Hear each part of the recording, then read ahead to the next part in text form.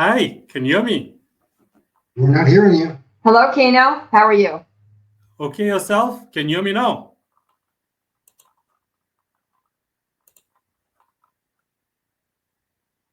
Still can't hear me.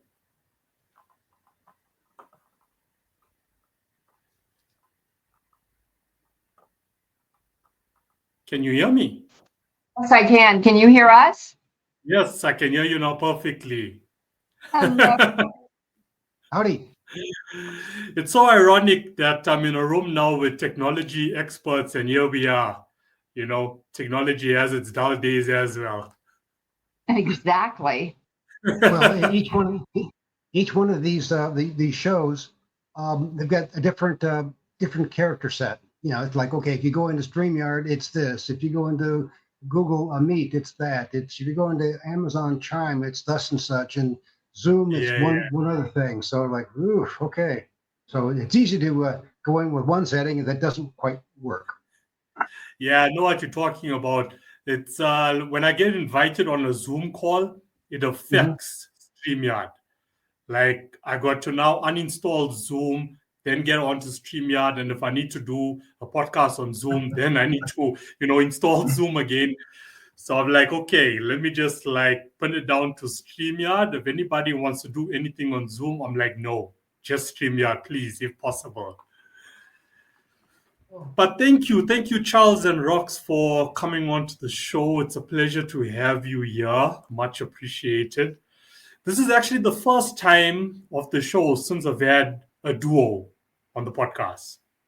So Wow. that's another milestone for me.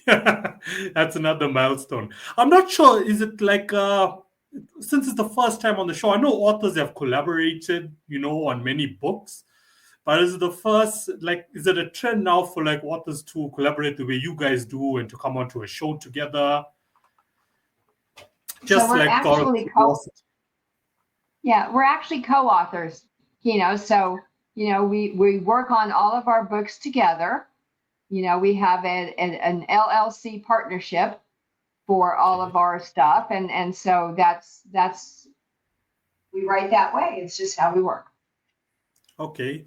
So, like for listeners who want to be co-authors on a book, like as you said, like it's all shared. When it comes to the royalties and so on, you guys just split it 50%.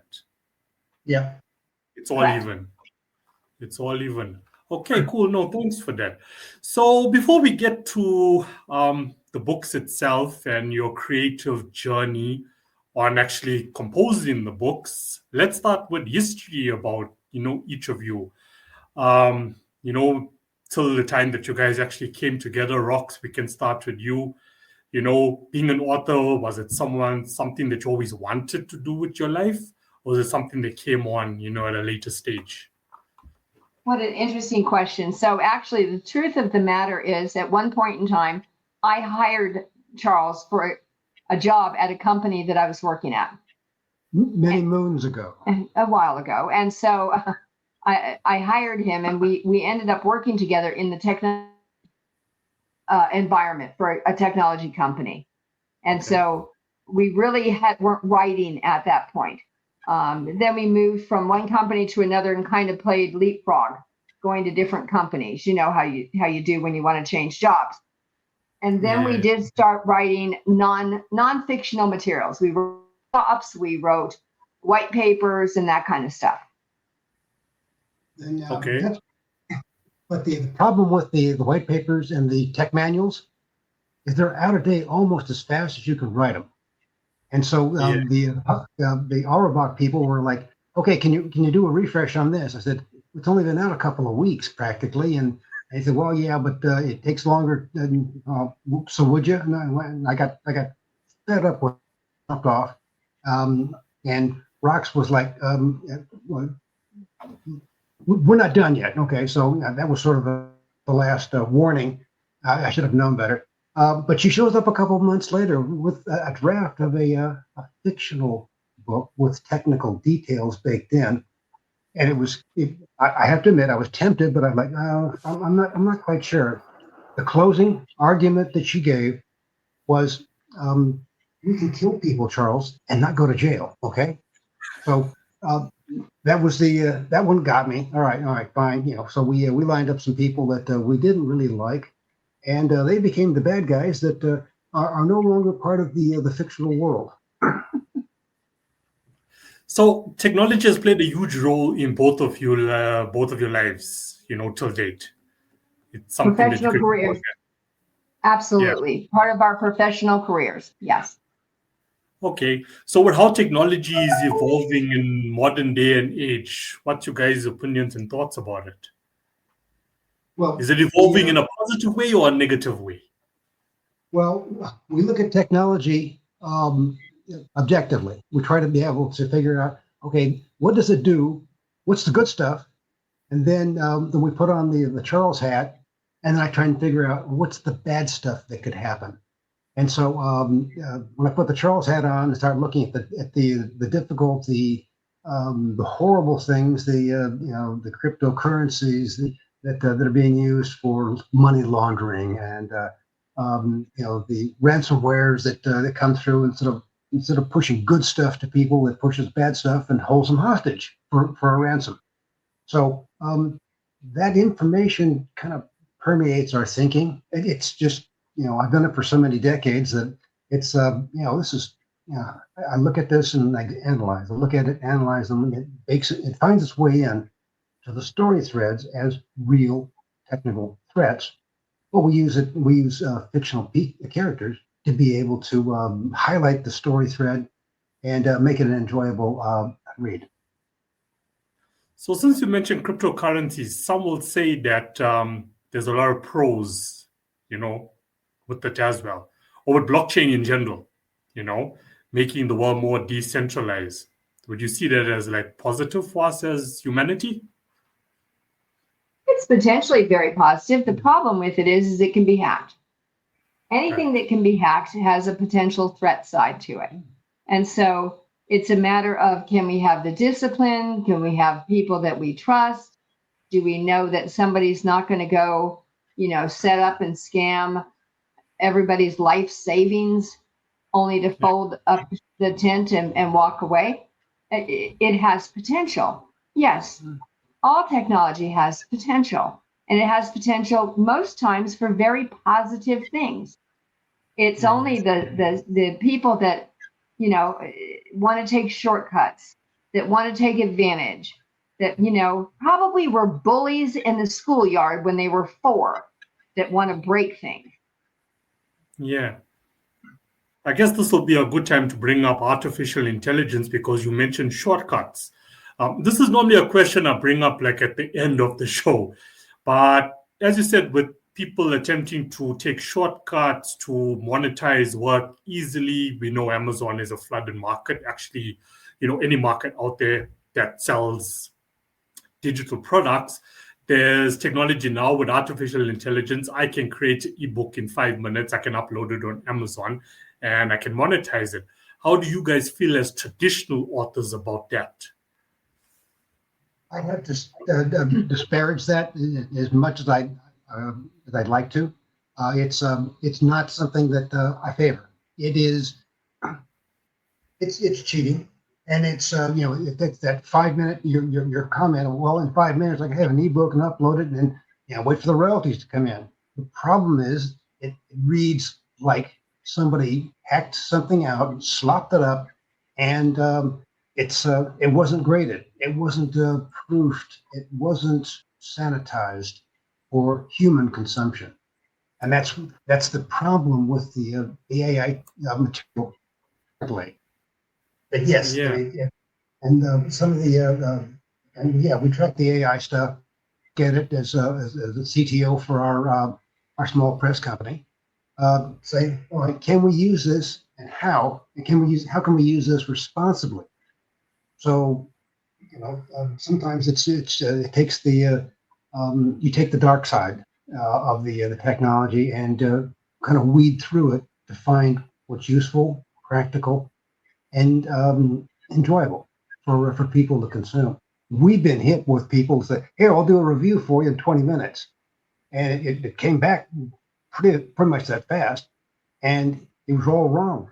they had just dumped in our names. It had scanned the material from our website, but it didn't get into that book that they were supposed to review, and we caught them on it. And they went, oh, gee, gosh, is my face red? You saw that, huh? I said, yeah, you quoted the wrong things. You didn't read it. And you just fit it into an AI machine. That's not the kind of people I want to associate with. That think that they can just, cut corners and then wait for a paycheck. It's like, no.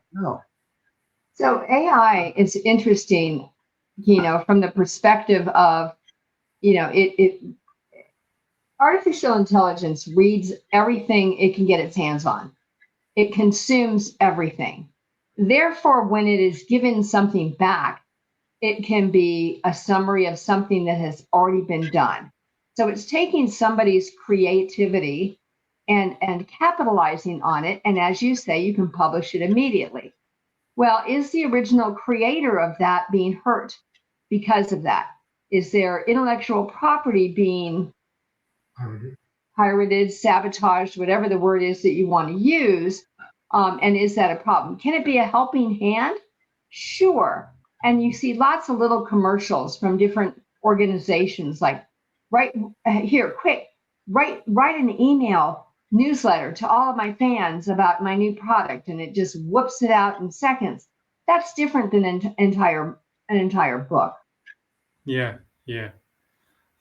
So if you were sitting in government right now, if you were sitting in Congress right now, what would you put in place, because it's out of control, to be honest about it, it's out of control. How do you control this? How do you implement legislation that's going to control this, that's not going to affect traditional creators out there in the world, from their work? Because from what I've heard on the podcast till date, when it comes to the topic of artificial intelligence, traditional authors are dropping the price on Amazon because it's so flooded. Because if I use AI, the dark side of it now, I put a book together, upload it on Amazon, I'm selling it for $6.99.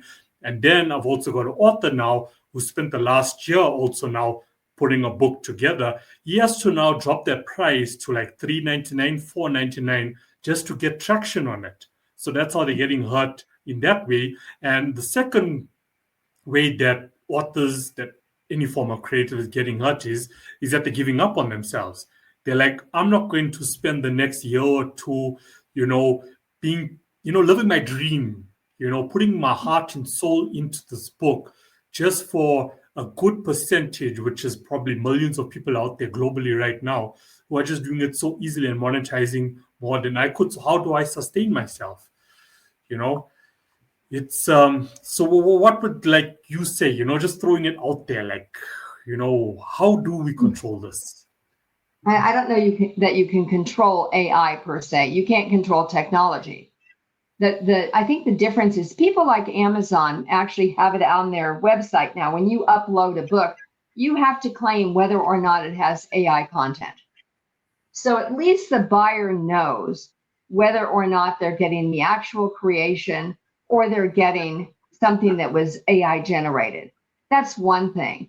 The other thing is by claiming it, that means that you can advertise, mine is not written with AI. And to be honest with you, we took a little chance last year and we released a children's book that had all of our written content, but the artwork that was in it is all AI. So we were able to blend and claim, pardon me, the words are ours 100%, but the pictures are not, and kind of giving that difference to the consumer. Consumers have to get savvy. Does it read better? Did I read something that was absolutely dreadful and it was written by AI? Then talk about it and say how bad it was. Yeah. I'm actually familiar with, when Amazon does ask, a question. I mean, even if you look at social media platforms today, before you post something, you can check whether it was, AI generated. But now, what if I choose not to tick it or not be honest that it's AI generated and still uploaded? what checks, are done in the background with Amazon, because it's just getting so much more advanced. Like just the other day, or not the other day, it was like, last week sometime. So Elon Musk, he's launched Grok 3. Okay. So I'm a curious guy. I love to test out new platforms that come out.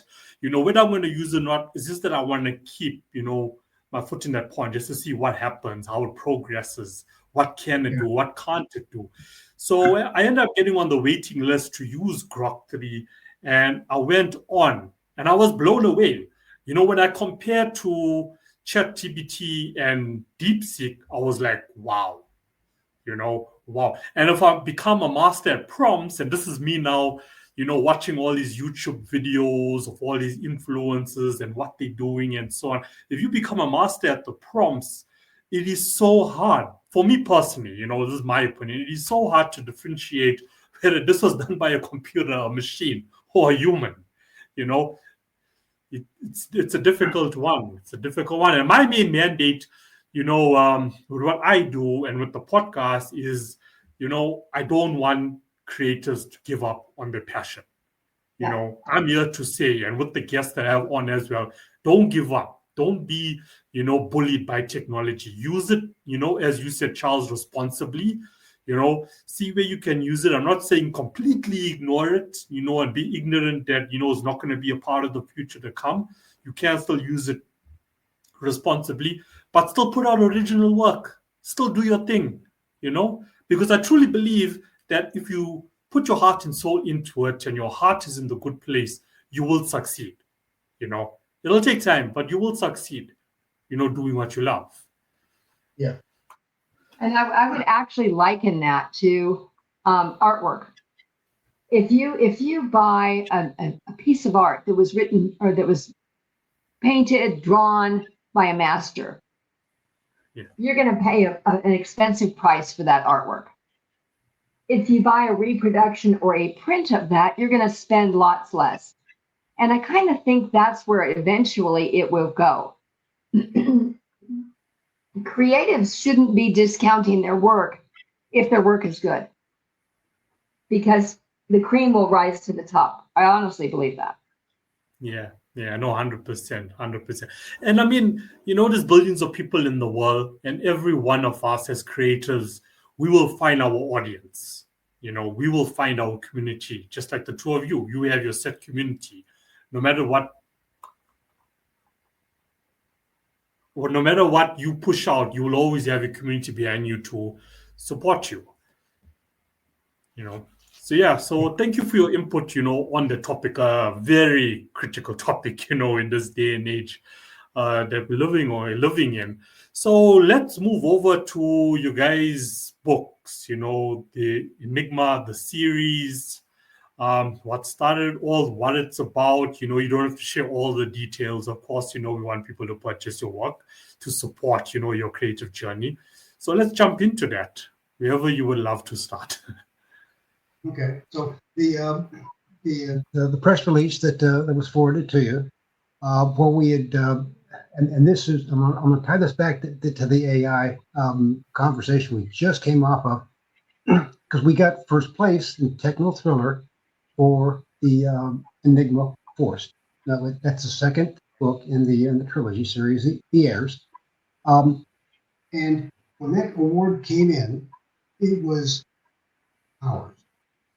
We didn't have an AI engine sculpting the story threads. We didn't have an AI engine helping us to do the characters. That is all us. And so the gratification of knowing that it was graded by our peers and judges that had read it and said, this is the winner for this particular category for this book. It hits so many notes, and that's very gratifying. Imagine getting that, and half of it done by an AI engine, and be like, well, gee, I guess the AI engine should share in that too. We don't have to share that award with anything except Breakfield and Burkey. Right. No, that makes sense. So at the moment, you have two books that are out. Well, no, quite honestly, at this moment, we actually have like 30 books that are out. We've been writing for a while. We do have a series, and that's actually highlighted behind us on the screen, and that's called, the original Enigma series, and it goes from the Enigma Factor, all the way to the Enigma Threat, which, by the way, has a lot of AI in it. You know, just so you know, we dealt with a lot of AI. There's 12 books in that particular series. And then we decided we would do the next generation. And so we launched a trilogy for the Enigma Heirs. And that was the one that Charles was just referencing, was Enigma Fourth, which was book 2 in that trilogy. And in fact, book 3 in that trilogy, Enigma Jewels, will be out within the next month and available for pre-order if anyone is interested in doing that. In addition to that, we also have a group that we are a part of, where we contribute books once a year to the underground authors. And so this is a group of stories. They're actually cozy mysteries, and they take place in Magnolia Bluff, Texas, which is this wonderful little sleepy town near the Burnett Reservoir, near the hill country in Texas, which is beautiful. If you ever get a chance to come to Texas, Keno, we'll take you there. And it's called the Ransom Enigma is the other one that won an award in the press release that you had, and that's part of the Magnolia Bluff Crime Chronicles. That's an interesting series because there are actually around a dozen authors a year that partake in writing a book into that series every year. We have put in 3 years worth of books, so that's 1 book a year for us. And the next one for that, our contribution to Magnolia Bluff, is due in August of this year. So we have some shared characters between the different books, but each book is written as a standalone. So we may have shared characters, like the police chief. I mean, he's always busy unraveling a murder mystery. But we each show up with our own inventory of folks to be able to paint the kind of story we like, flavored with this. Let's just be fair. We're not going to take you to Magnolia Bluff, because anybody that goes there, usually gets whacked. So it's a good thing it's a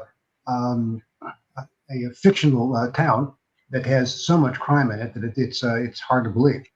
But it's a fun exercise for us, because it takes us out of the techno thriller genre and puts us into the cozy mystery arena, and we get to exercise our writing muscles, as it were, to be able to have some fun and deliver great stories.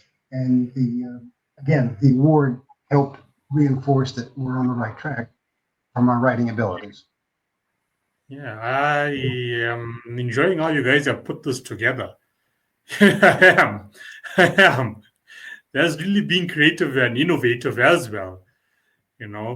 Like a storyline, correct me if I'm wrong, but like a storyline, but linked to, the real world. Exactly right. We personally have to draw on our real life experiences. And I think a lot of writers do that one way or another, but we do. We think that's a very important thing. And years ago, when we started writing, we actually came up with a tagline. And our tagline was, "Technology is today's weapon of choice." And so that's why a lot of our underlying elements of our stories will include some little technology issue, problem, concern, like, ransomware, cryptocurrency, AI. We kind of smeared that into a lot of our stories. Yeah. And I mean, this is also educating the masses, if anything. It's educating We've the had masses. some people say, is this true? Can you really do some of this stuff? I said, yeah. That was part of the security work that I did for some of the major corporations around the planet. You do voice, you got to have it secure. If you're going to do anything, on the internet, it's got to be secure. So everything I ever touched always had the security fingerprints on it, and it had to have a good seal of approval before it got implemented. Yeah, yeah. On I want to take a few steps back here when we mentioned blockchain at the start. Mhm. For creators, they embracing it because of direct payments that can happen to them now, where there can be no middleman. Now we're going into smart contracts. So if I am performing, or whether it can be related now if you're a musician, whether it's related to your publishing and your track now gets played on radio, for example, it first goes to the PRO, and then the PRO actually pays you out. So musicians are now embracing, and record labels are embracing blockchain, because now with smart contracts, I can get paid directly and I can get paid in real time. So we see this, as a positive. But there's still loopholes, with regards to security as well. Yeah. And also when it comes to your IP now and using the blockchain, for that. So it's new technology because, the smart contracts, the extra digital field, like in Ethereum, you can basically append information in. So, somebody buys your stuff and then they resell it to somebody else. Maybe then that revenue shows up as, okay, you still owe Keno some money on that. I don't care. You didn't buy it from him, but the blockchain will track that activity. Yeah. So that's a very positive thing. It hasn't really been exploited well enough for books. That's one of the things that people are looking to be able to do. So that was one of the topics of conversation that we did at one of the talks that we did last year. What's going down? How does it work? The use of cryptocurrency, and we speculated about here's a way to be able to do technology and maybe have a story online available, and people show up using cryptocurrency to be able to purchase it real time, and maybe weave in some of the more advanced AI, generative AI technology to be able to help illustrate it, almost like a video game with what we were postulating. Yeah. So with your series, 30 books, right? That's a lot. That's a lot. How far, do you want to go with it? Are you going with it as, new integrations come into play, that actually lays down the foundation or blueprint for the next book? So, which means there'll probably be a point where you actually will never stop. What's the end goal with your work? Until we're tired of writing, is the easy answer. And you're right. Technology is a conveyor belt of change that just comes along and passes us by, and we can pick up one element of it and make a story about that easily. It's a never-ending thing. We're storytellers. Yeah, that's the bottom line. And it could be in the technology world. It could be in cozy mysteries. It could be romance. Or children's books. The possibilities are endless, and that's what makes it fun, because it's not, there's no script that we have to go do this on a regular basis. Although, we're compelled to be able to turn in novels for consumption, like in Magnolia Bluff. But that's one of those things that is always in the back of our mind. When you're in retail, and I've been in retail, the bookstore manager, people always came in and they always asked one thing: what's new? So as a writer, you need to consider that okay, I've written these books and that's all I'm ever going to do. Consider, what else you can teach yourself.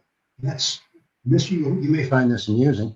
When I'm working with the AI for graphics, or some sort of advertisement that I want to be able to put out in a video format, it teaches me I get to learn from it. It's not the other way around. If you're working on it correctly. Yeah, that makes sense. If you're doing it correctly, that does make sense.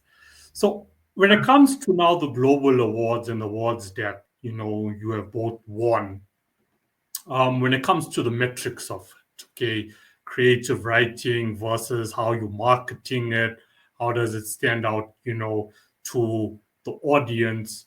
What have you been awarded for when it comes to the metric? What makes you stand out? It's interesting. We've received a lot of awards over the years, and some of them specifically have been because of the technology we chose. Others has been because of the characters that we develop and how well developed the characters are and relatable the characters are.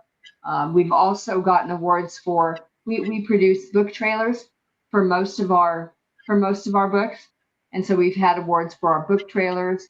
We also do audiobooks for the majority of our Enigma books, and the audios are performed by a master voice actor called Derek Scholes. And with his help, we have won awards because of the narration. It's just phenomenal. So we have a nice variety of awards. It's always feels good to get an award, but we try to optimize it and share it with people so that they know that this is not just a flash in the pan book. This book actually, it got some wings because someone gave it an award. It's impacting someone's life. Yeah. That's what it's doing. It's actually, doing something for the benefit of humanity. Well, That's what books like this is supposed to. Our first book, Identity Theft. We were talking to somebody at a book show, and I thought she was going to crumble in front of our table because we were talking about identity theft, and she goes, I wished I had read that book before I got ruined. And so Yeah. it was it's gratifying and a little bit intimidating for some people, saying, what, you mean this stuff isn't just made up? I said, no, this is all technical facts. The characters are made up to be able to illustrate this, and the story is the big draw in our estimation. Yeah. And I mean, identity theft is still something that's still very real in 2025. Yeah. It's still very, very real. So besides books, because I mean, the content that the two of you are putting out is so critical for the world, honestly speaking, for myself included. Besides your writing content, is there any other sort of channels that you use to get your message out there to the world? Yeah, actually, we did a historical fiction. Somebody asked us one time, these are group guys. These are really swell folks. Where'd they come from? How'd they get their start? And so we went back and wrote a prequel to the Enigma series called Out of Poland. And it basically sets the stage for how the art group came about, because the Germans ran into the Poland and subjugated it inside of 30 days.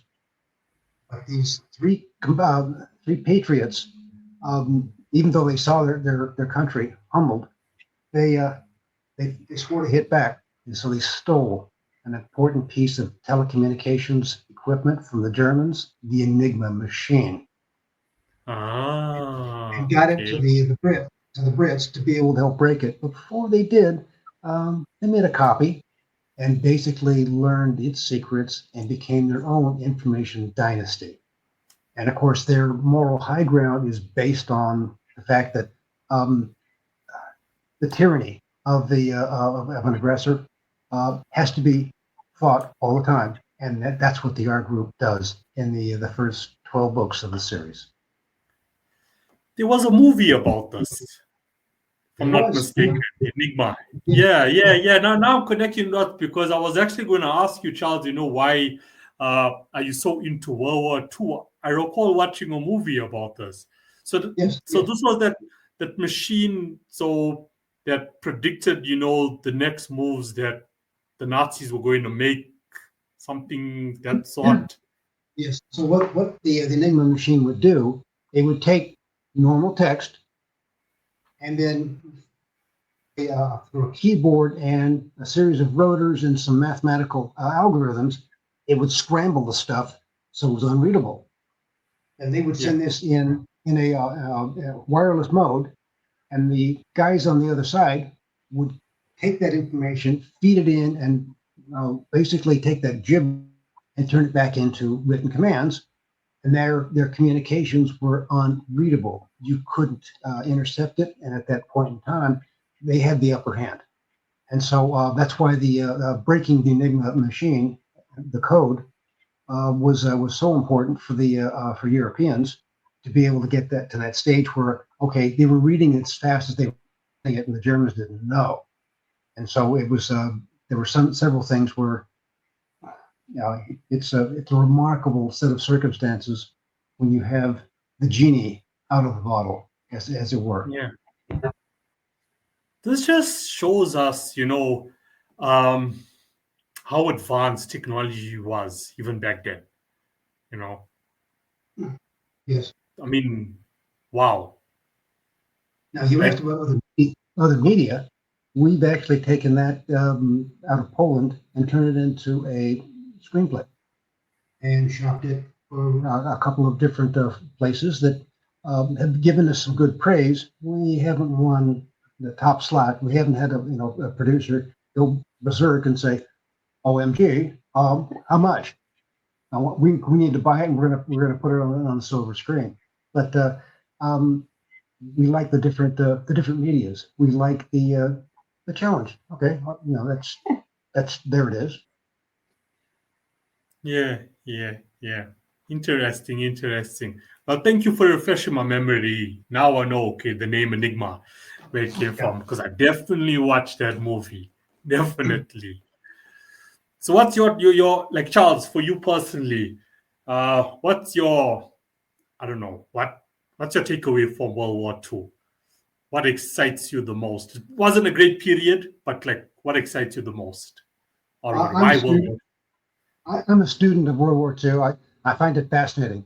The world gone insane, and it's probably the best place that you can say this was good, that was bad, and this country was good, that country was bad, and it probably the last time you would ever get to see that completely good versus completely bad, and so and then I guess the heartbreak for the losers. I find the Eastern Front between Germany and Russia the most insightful because it was do or die, and nobody wanted to give up, and it was like, how did this ever get started?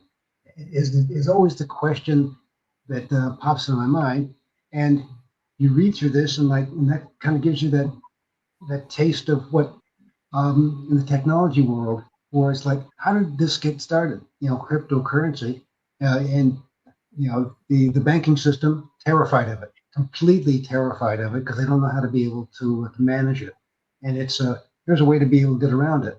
Okay, for the standard folks, that sounds really good, except that the criminal elements have embraced it to the point where it's like we got whole divisions of government agencies, and that's all they do is track the ebb and flow of the cryptocurrencies and the blockchain material to see who's cheating, who's making money off of the fentanyl products, who's doing human trafficking and collecting crypto for it. That's it's almost like how unfair to take an interesting concept like cryptocurrency and basically have it let it underwrite the criminal elements around the planet. Yeah. I'm trying to picture this, okay? Okay. If I want to commit now money laundering or cryptocurrency, I would still have to some way, somehow deposit physical money into an account to get it onto the blockchain. Now, Yep. why isn't that picked up? So that's the easy way to be able to do that. But if you've got several sources, and and here's the way it works in the money laundering arena. I take let's say $100, and I dump it into an innocuous amount, but I have multiple wallets that I use to be able to do that with. Then I take and aggregate those dollars through a complicated system of multiple wallets and exchange systems where it goes from one currency to another in smaller or larger accounts. As well, you move money together, you split money into smaller pieces, and then it ends up in a wallet. Really hard. You can track the stuff, and there are products that will let you track it. But the more sanitation that you do on it, the more exchanges where it's like, your exchange mixers, and those are the people that the government really doesn't like, because they're there for one purpose only, to change it from one currency to the next, and then they use that technology, that methodology to be able to make it so that you can't really see who's getting the money, where it's going in multiple wallets, and then you start pulling stuff out. Yeah. And that's where the money laundering magic comes into place. If you do it correctly, it's almost impossible to track. The best people on the planet for doing money laundering is North Korea, apparently, because they typically pull in a couple of $1 billion of money that they ripped off and stolen from them from their wallets. It's a remarkable scenario, but there's several bad actors that come up, and the North Korean ones seem to be the most prominent, because they're trying to take that money to fund their weapons projects. Right. Quite interesting. Eh? If I if I am running a criminal organization, it's like I need a whole team, just to do this for me. Right? Yes. Like a whole entire team, just to do this for me. So, I mean, I'm not sure whether it's in your books yet or it will come to your books. What is your take on central bank digital currencies, and how does that fit into the future? That's a wannabe story, and it looks suspicious, because it's like, okay, central banks, we're going to go through this. We're going to make it so that the regular person can actually trust the stuff, because I don't think I can't. I mean, I know how it works. I see how the mechanics of it. I study it. Of it. Oh wait, forget it. You're out of your mind. And central banks doing that. I have to be just as suspicious of them as I am the cryptocurrency money laundering slugs. You really never know who's behind it. I mean, you can look at some of the owners and creators of various blockchains and or currencies, and you can kind of get an idea. But difficult to prove. Yeah, because one of the videos I watched, it was the idea around CBDCs is all about control, and you'll be allocated a certain amount of money per month or per quarter, whenever, and then you'll have a certain period of time to actually utilize the funds, and if you don't, the government is going to take it away. So it's all these scenarios and predictions, true or false, are just out there in the world. And it's a minority for now. It is a minority for now. Bulk of the masses, they don't even know any of what we're talking about now. What we can take away from this, I'm probably still going to need to elaborate to an audience. But it's something we should be informed about. If we look at, the US and Donald Trump at the moment, it's pro-crypto, which makes now the whole world pro-crypto. So it's a topic, we need to definitely be educated on. That's a true statement. But I guess the fundamental thing that I would admit to that I don't have any trust in it. I just don't. And if you don't have trust in a product or currency, I mean, because currency really doesn't do you anything. I mean, fiat currency, you can print it, and we all agree. Okay, fine. This particular product, we're going to take this many bills to be able to purchase it. Okay, it's a medium of exchange. It doesn't, and it's the trust factor. Which currency do you value, and do you trust? And then that.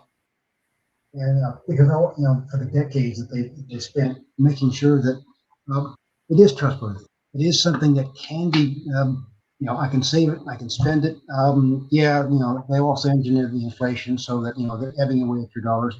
But to the most part, I can depend on fiat currency to a point, and it's enough for me to trust it in this vernacular. I can't do that with crypto because of the way of all the trapdoors and levers and things that are built in that somebody's going to navigate me into a blind alley, and I'm just not. I don't have the trust, and so until they have the trust of the product, and I'm not going to be the first adopter. Forget it. That's we have a saying here in Texas. The difference between farmers and the pioneers. The pioneers are the ones with arrows in their back.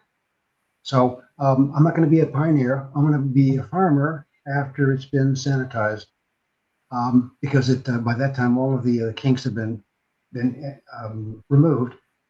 But I don't have that level of confidence currently. Yeah. I don't care who says I'm pro crypto. Okay, fine.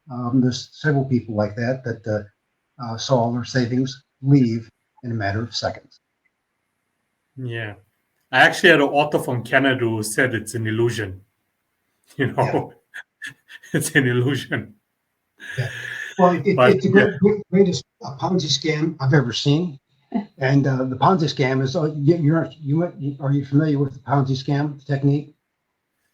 The Ponzi scam. Ponzi scam, yeah.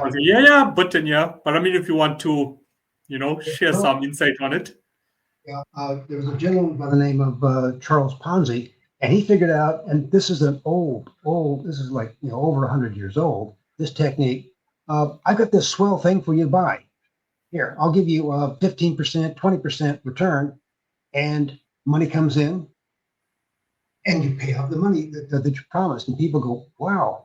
They talk to their friends, and they want to in too. And the money comes in, and they basically you're paying the people who came in first with the money from the people coming last.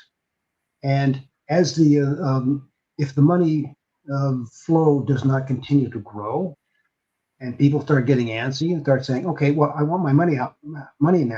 I'm not interested in the 20% return that you talked about. And that's usually when they vanish with all the goods that they've been laundering. Bernie Madoff currently was probably the biggest character in that arena.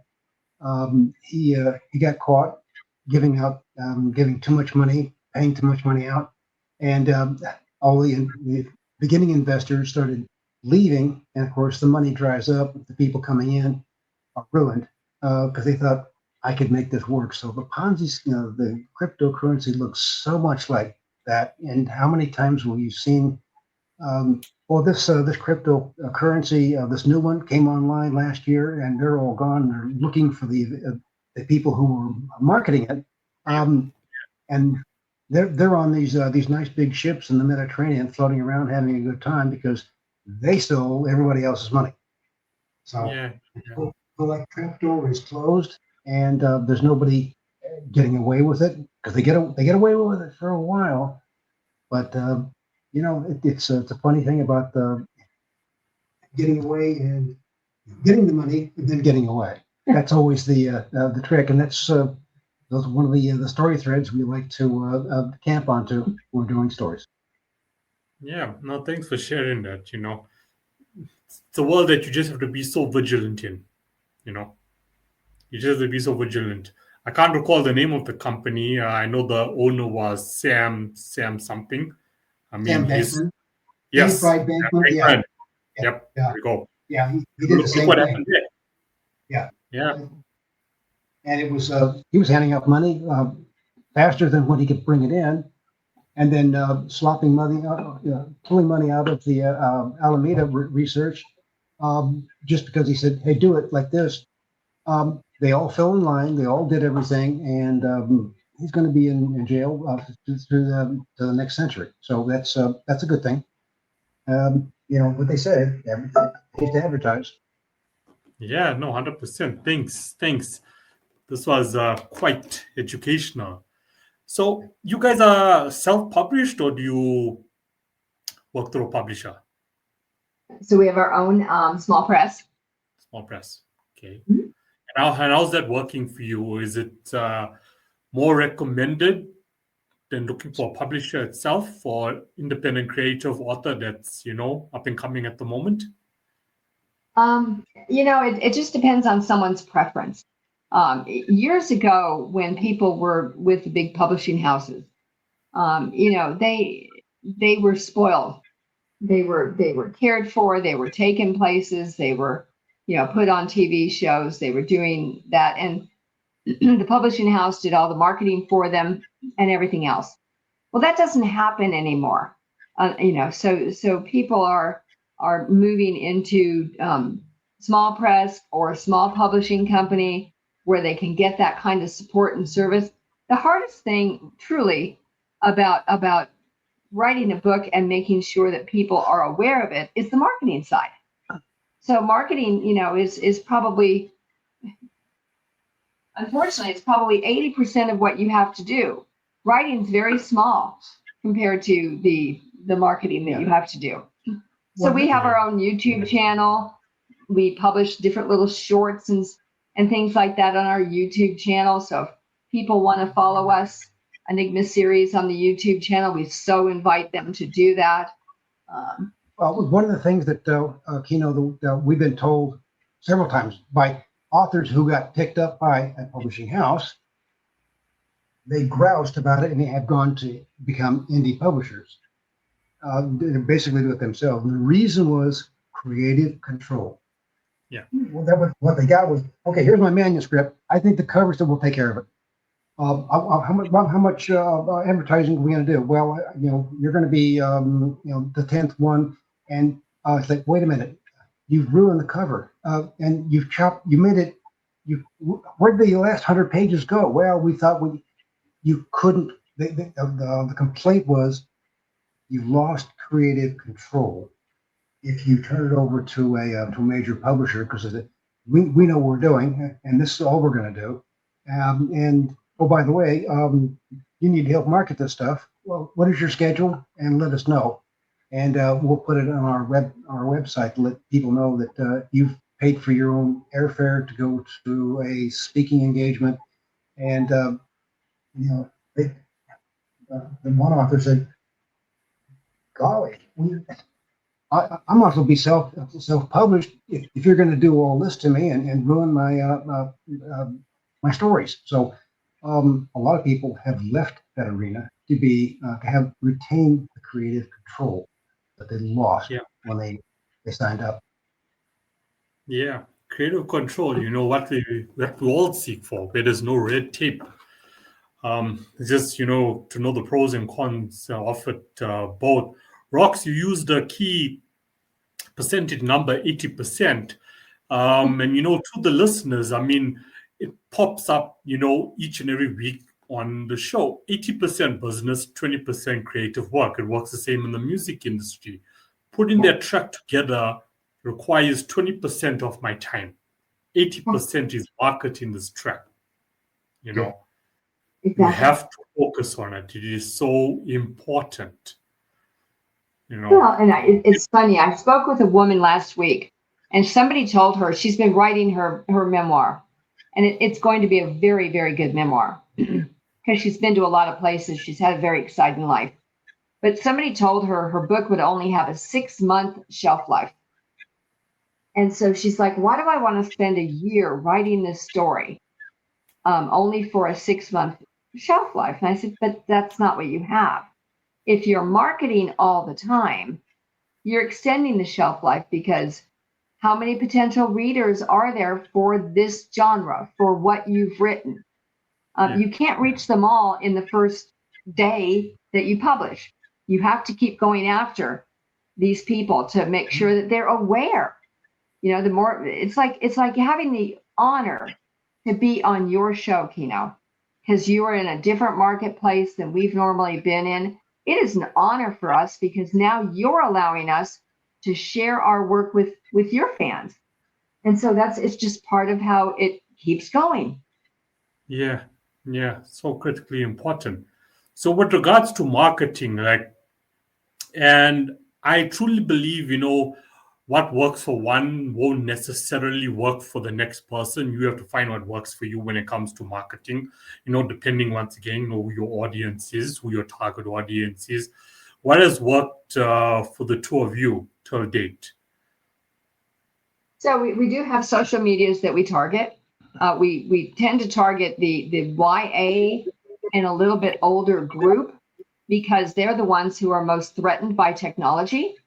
And so, we have little gems of how to help yourself in the technology world. If you read this, you're going to find a way that, I should probably do what that character's doing so I can be a little safer here or safer there. So social media is one of it. Interviews like this, we absolutely love, because we love talking to people. We like being in front of people. So we can go to book festivals. We've even gone to Comic-Cons and done extremely well with those kinds of venues. The thing about marketing, there is almost nothing as good as talking directly to the author, being in front of somebody and saying, here's what we wrote, and here's why. Here's how it. But you can't reach everybody. You can't be face to face with everybody, and so it's you need bits and pieces of all of them to be able to get the market penetration that you're looking for, and getting awareness to people like, oh wow, I didn't know, and that's what you're trying to break through. But FaceTime like this, I mean, this is great because we get a chance to be able to for people who listen to us and say, okay, maybe we're not what they were looking for to read or listen to, or maybe it's delightfully wonderful, and they can't wait to be able to get off and get to our website to find the next thing that they want to be able to invest in. Yeah, I mean, let's just say 50 years ago, okay, if you were an author, right, you had to wait in this long line, hoping that you will get a radio interview. In this era, one of the positives of technology, now you can jump onto a podcast. Podcasts are trending, and now you got that global reach. From Texas to South Africa. You couldn't do that 50 years ago, right? Exactly. Yeah. And we meet so many interesting people like yourself. Yeah, you could never do that. Which, I am, just as you are honored, I am also honored, to interact with international audience as well, and creators from all around the world, I was thinking in my head, when you mentioned the older generation, I think of my parents, whenever I mention technology to them, it becomes a laughing scenario because, I'm trying to explain to them, look, this is how this works. This is how this works. So, and I should actually get a copy of your books for them if they will even read it, and there's an element of fear, there's also an element of fear when it comes to the older generation. It's not that I don't want to read it or I don't think it's going to add value. It's like, no, this is impossible. When I attempt to tell my parents how the banking system really works, no, it doesn't. Until you find out the hard way that that's how it works. And then you're like, but there's no accountability, and this is how it is. That's how your relationship with your parents are. They'll never tell you, oh, no, you're actually right about it. So it's good that it is there because, I mean, that element of fear, they need to be educated on it. So I'm glad, that is your target audience. For the younger generations, I mean, your millennials or Gen Zs, yes, there's a good percentage like myself, who are into reading books. For the others, I hope that, they built the algorithm well enough on TikTok or Facebook or Instagram where they're getting educational, content about these topics. So, no, that's great. No, thank you so much. Honestly, thank you. This has really been insightful. And, this really fits into the creative space so well. For the listeners who don't know how well yet, that's when they actually need to reach out to me outside the podcast, but it fits in so well. So where can people find you online? I think the best way is to go to enigmaseries.com. So ENIGMASERIES.com.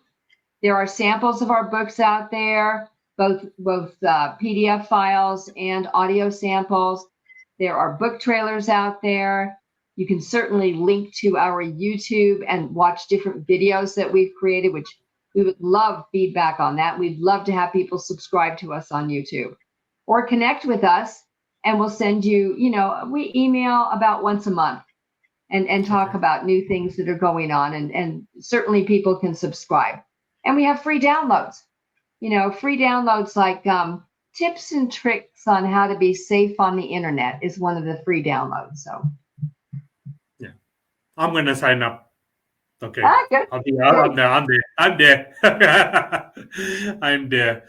Now, Charles Rocks, thank you so much for coming on.